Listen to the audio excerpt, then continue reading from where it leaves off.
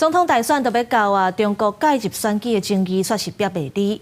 桃园一个姓郭前里长涉嫌招几名里长去中国旅游，接受中国各代办的招待，落尾是30万交保。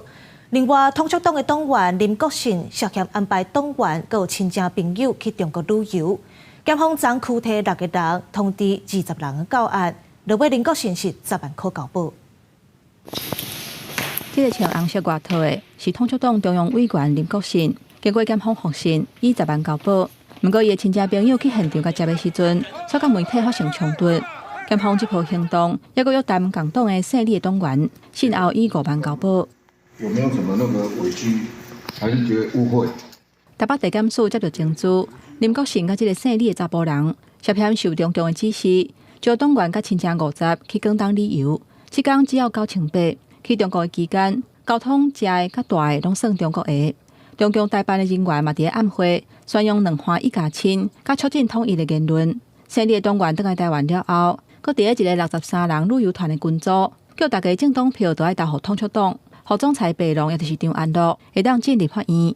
受广东省梅州市人民政府等单位指示资助，而以9800元之低价团费赴广东省各处旅游交流，接受陆方资助招待。检方指挥警方车子发动搜查，拘提6个统促党的党员，而且通知26个人到案，先后2个人交保，剩咧请回。台北地检署甲专案向反渗透法定罪嫌侦办。不过张安乐是否认这个指控。我想他这个目的是2个，一是丑化、妖魔化，就是说中国大陆借选，很可恶啊，从来没有过事。10几年来就常常去旅游嘛，参访，而且这是良性的互动。英国8组公务人员出席各大活动，创立全国村里长的联谊会。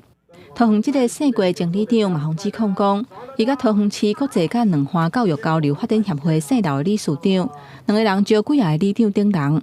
去年10月，用真俗的团费去中国进行巡经之旅，还阁接受中国各代办安排住宿甲食到，而且拿像发言支持特定的候选人。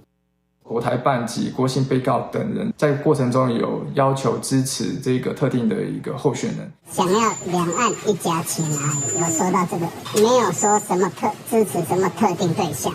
检方接到检举，车子约谈10多人到案，先后这个姓郭前里长以30万交保，姓刘理事长以20万交保。大选敏感的时期，小连续逼出中国哪像介入选举的案件，各县市地检署差不多拢有案底调查。以最高检察署的统计，反渗透法侦办的案件，甲4年前来比是大幅度增加，已经超过85件。记者综合报道。